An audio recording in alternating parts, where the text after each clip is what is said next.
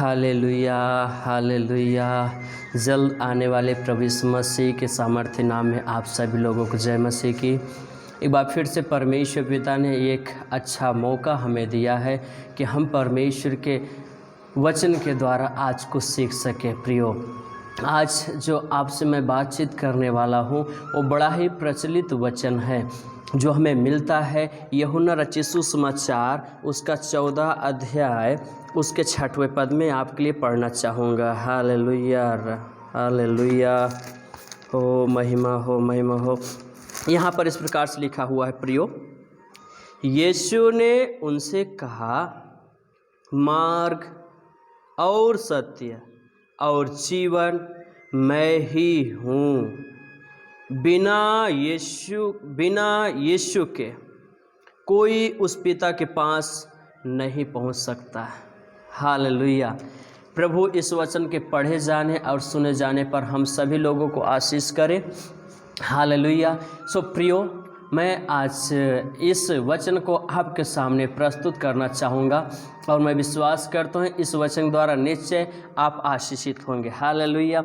ये एक छोटा सा संदेश है जो यीशु मसीह के विषय में बताता है कि यीशु मसीह मार्ग है और सत्य है और जीवन है। हालेलुया। प्रियो, यीशु मसीह मात्र 42 महीने में इस जगत दुनिया में संसार में इतने अद्भुत अद्भुत कामों को किया जो हमारे सोच से परे हैं। हालेलुया।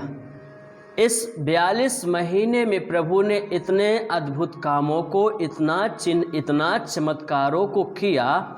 यूहन्ना 21 अध्याय 25 पद लिखा कि अगर वे एक एक करके वो लिखे जाते तो इस संसार में पुस्तकें समाती नहीं। इतना अद्भुत अद्भुत कामों को, चिन्ह और चमत्कारों को प्रभु मात्र 3.5 साल की सेवकाई में करके दिखाया। हालेलुया। सो मैं प्रभु का धन्यवाद करता हूँ। इस 3.5 साल की सेवकाई ने पूरे संसार को झकझोर करके रख दिया। हालेलुया।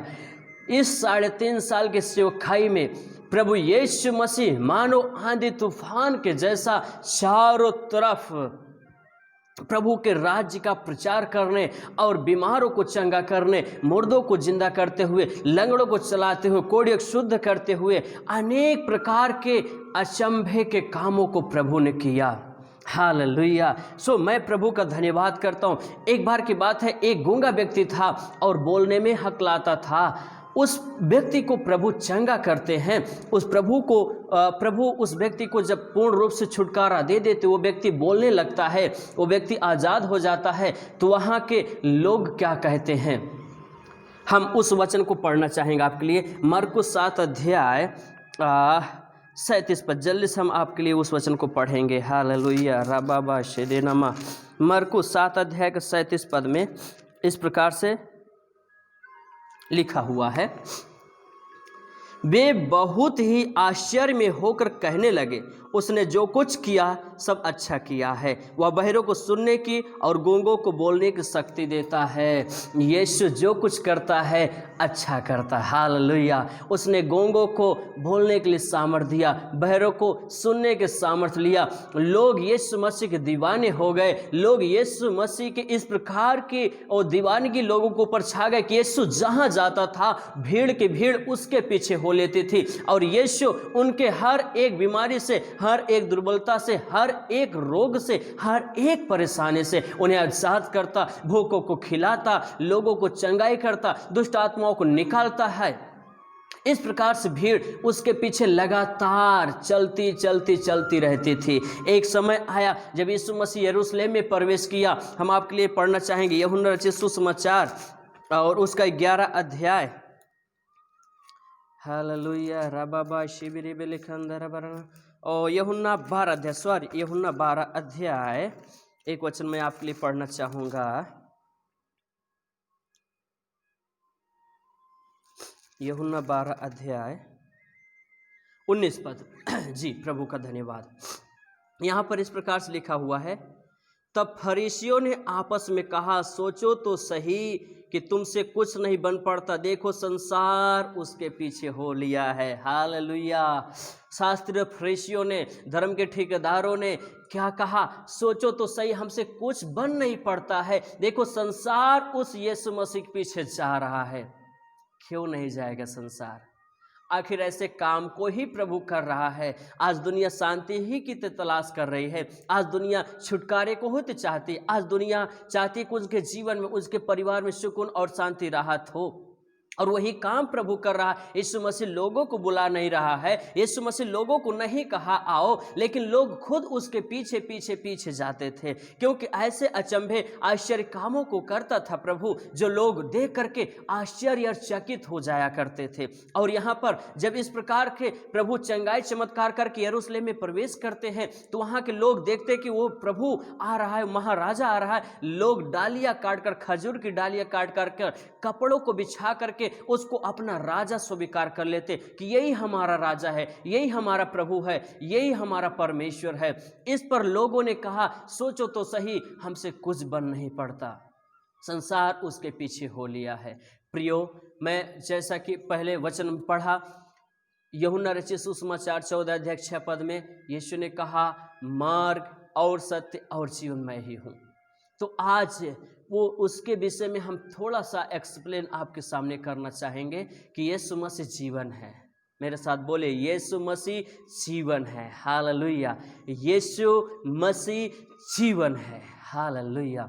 मैं प्रभु का दास संतोष राज आज आपके पास एक छोटा सा संदेश पहुंचाना चाहता हूं कि हमारा परमेश्वर जीवन है, वो जीवन देने के लिए आया है, वो ज्योति है, वो ज्योति देने के लिए आया है। हालेलुया। मैं प्रभु का धन्यवाद करता हूँ। इस बात वचन में वैसे तो मार्ग और सत्य और जीवन के विषय में लिखा है, लेकिन मैं इसके एक पॉइंट को देखना चाहूँगा जो कि जीवन के विषय में। आमीन। मैं देखता हूँ यीशु जीवन है। हम आपको बताएं कि यीशु मसीह अपने 3.5 साल की सेवकाई में मात्र ऐसे 3 लोगों से मिला जो मुर्दे थे, और यीशु मसीह ने उन तीनों मुर्दों को जीवित करके ये बात साबित किया कि यीशु जीवन है। हालेलुया। हम देखते हैं यूहन्ना रचित सुसमाचार 11 अध्याय में मार्था और मरियम का एक भाई था जिसका नाम लाजर था, और लाजर उन्हीं दिनों बीमार हो गया। मार्था मरियम अपने भाई के विषय में वहाँ पर यीशु के पास संदेशा भेजती हैं कि जाओ यीशु को बुला लाओ कि यीशु आ करके मेरे भाई को चंगा करे। और यीशु मसीह को बुलावा भेजते हैं, यीशु मसीह को बुलाया जाता है, और यीशु मसीह के आने में 4 दिन बीत गए थे, 4 दिन हो चुके थे। और जब यीशु मसीह वहाँ पर पहुँचते हैं तो पता चला कि लाजर को मरे हुए 4 दिन हो चुके हैं। प्रियो, लाजर को मरे 4 दिन हो चुके हैं। ये यूहन्ना रचित सुसमाचार 11 अध्याय का 17 पद मैं आपके पास में पढ़ना चाहूँगा।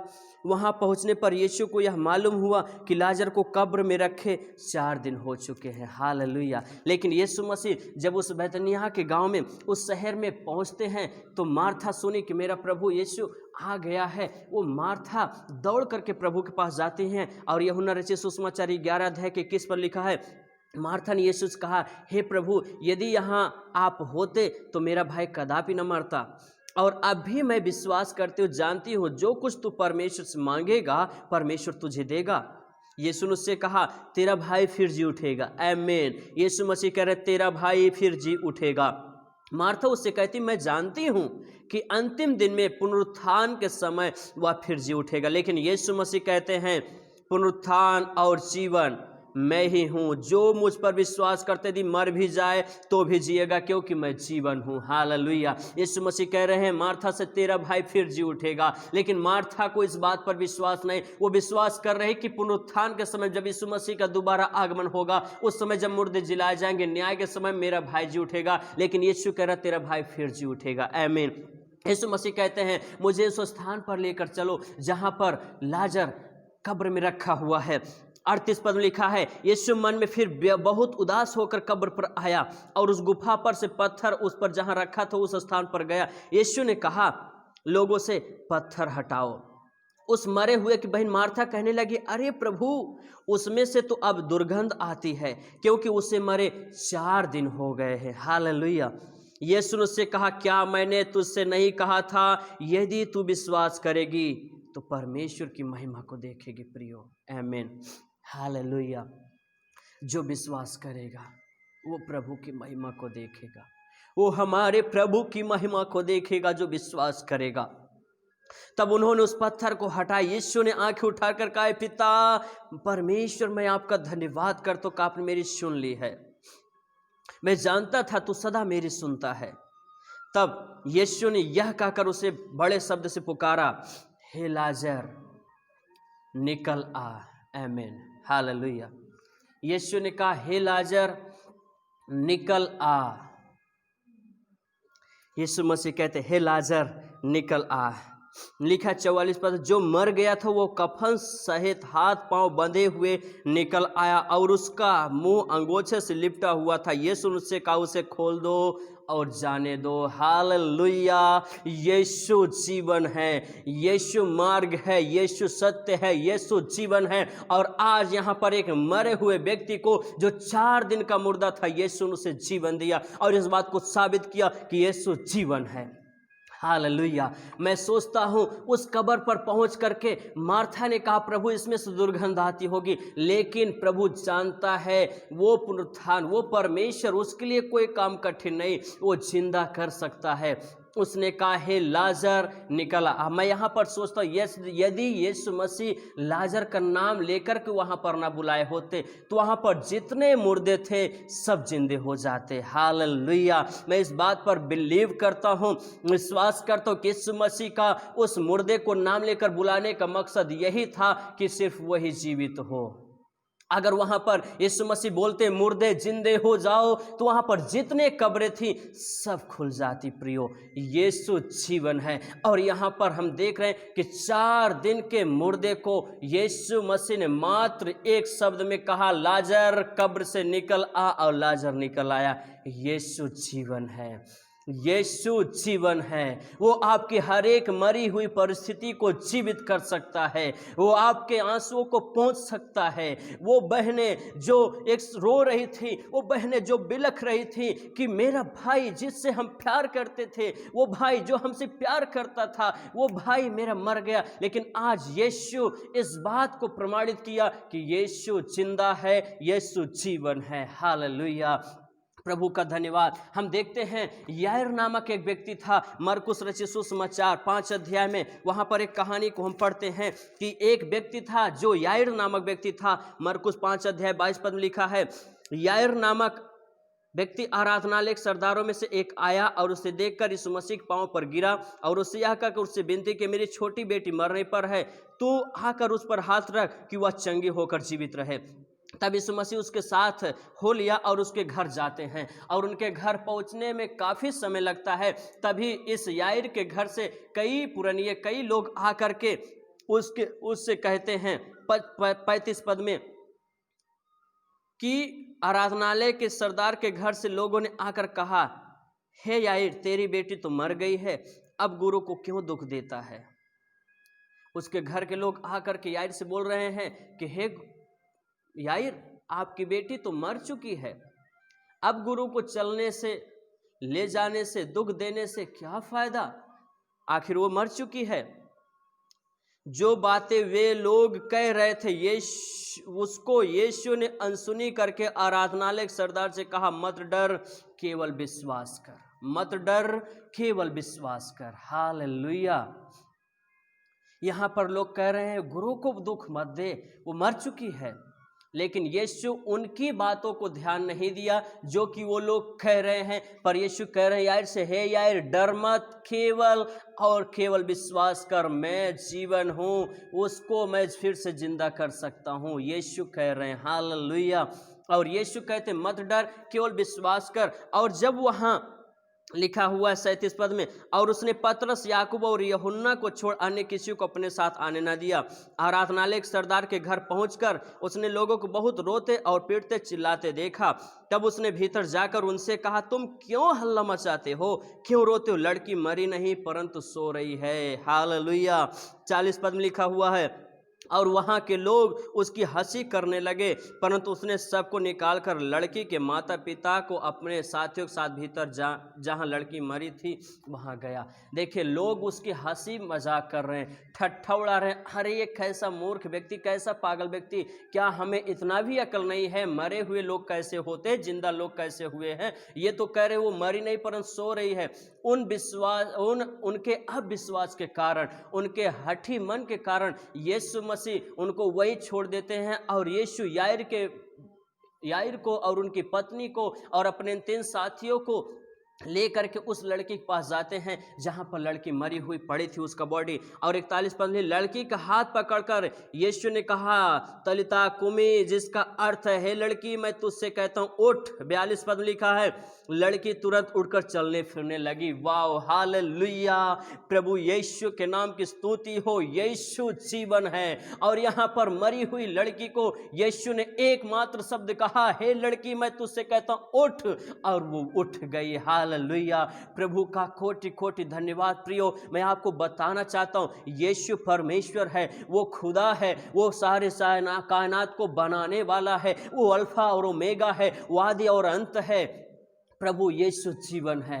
यहाँ पर दूसरे मुर्दों को यीशु जिंदा करके इस बात को साबित करता है कि देखो मैं जीवन हूँ, यीशु जीवन है। आइए हम तीसरी कहानी को देखें जो हमें मिलता है लूका रचित सुसमाचार 7वें अध्याय में। वहाँ पर एक विधवा औरत है। हालेलुया, लूका रचित सुसमाचार 7 अध्याय उसका 11 पद से हम पढ़ेंगे। थोड़े दिन के बाद वह नाइन नाम के एक नगर को गया, उसके चेले और बड़ी भीड़ उसके साथ जा रही थी। जब वह नगर के फाटक के पास पहुंचा तो देखो लोग एक मुर्दे को बाहर लिए जा रहे थे, जो अपनी मां का इकलौता पुत्र था, और वह विधवा थी, और नगर के बहुत से लोग उसके साथ थे।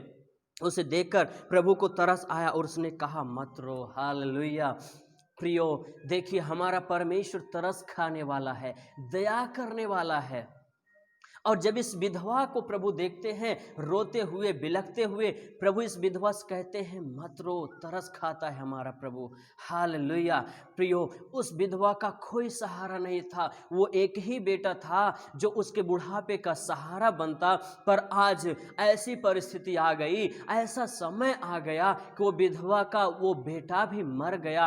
और उस जवान बेटे को दुख को, मरे हुए दुख को देख करके वो विधवा और रो रही है, बिलख रही है, और उससे ये दुख सहन नहीं हो रहा है। अब उसको बुढ़ापे में उसकी सहायता कौन करेगा, उसकी मदद कौन करेगा, उसकी देखभाल कौन करेगा, इस बात को चिंता करते हुए विधवा औरत बहुत रो रही है, बिलख रही। लेकिन यीशु मसीह दया करके तरस खाकर कहते हैं मत रो, मत रो। 14 पद में लिखा, तब उसने पास आकर अर्थी को छुआ और उठाने वाले ठहर गए। तब उसने कहा, हे जवान मैं तुझसे कहता हूं उठ। वह मुर्दा उठ गया। हालेलुया। 15 पद में लिखा हुआ है, तब वह मुर्दा उठ बैठा और बोलने लगा। उसने उसे उसकी माँ को सौंप दिया। उस माँ को जरूरत थी उस बेटे की। वो बेटे के मरने के बाद वो माँ बिलख कर रो रही थी, परेशान थी, दुख में थी, पीड़ा में थी, लेकिन यीशु उसे जिंदा करके, उस लड़के को जीवित करके उस माँ को हाथ में सौंप देते हैं। इस बात को देख करके वहां के लोगों पर भय छा गया और वे परमेश्वर की बड़ाई करके कहने लगे, हमारे बीच में एक बड़ा भविष्यवक्ता उठ खड़ा और परमेश्वर अपने लोगों पर कृपा दृष्टि की है। निश्चय परमेश्वर आप लोगों के ऊपर कृपा और दृष्टि की है। प्रियो, यीशु मसीह आज भी कह रहे हैं, मन फिराओ और लौट आओ कि तुम्हारे पाप मिटाए जाएं। यीशु मसीह आज भी प्रकाशित वाक्य 3 अध्याय 20 पद में कह रहे हैं, देख मैं द्वार पर खड़ा हुआ खटखटा, और यदि कोई मेरा शब्द सुनकर द्वार को खोलेगा तो मैं भीतर आऊंगा, उसके साथ वास करूंगा। आज भी यीशु पुकारा। अगर आपको जीवन चाहिए, यदि आप अपनी मरी हुई परिस्थिति से उबरना चाहते हैं, यदि आप अपनी गरीबी से निकलना चाहते हैं, यदि आप अपनी समस्या से निकलना चाहते हैं, यदि आप अपने दुख से, परेशानी से, आंसुओं से निकलना चाहते हैं, एक ही रास्ता है, यीशु मसीह पर विश्वास करो। यीशु मसीह जीवन है। हालेलुया। हम लोगों ने मरकुस 7:37 में देखा कि यीशु जो कुछ करता है वो अच्छा करता है। प्रियो, प्रभु आपके जीवन में अद्भुत काम कर सकते हैं। उसने मेरे जीवन में अद्भुत काम किया है। आज मेरे द्वारा हजारों लोगों के जीवन में प्रभु अद्भुत काम किया है। कैंसर से लोग चंगे हुए हैं, बहरे सुनने लगे हैं, कितने अंधों की आंखें खुल गई, कितने बड़ी बड़ी बीमारियां यीशु मसीह के नाम में समाप्त हो गई। मैं ऐसे 100 गवाहियों से ज्यादा आपको दे सकता हूं जो यीशु मसीह ने किया है। यीशु जीवन है। यीशु ने कहा, मार्ग और सत्य और जीवन मैं हूं। प्रभु आप सभी लोगों को आशीष दे। मैं आपके लिए छोटी प्रार्थना करना चाहूंगा। जीवित परमेश्वर, हम प्रभु यीशु मसीह के नाम में आपके चरणों में आते हैं।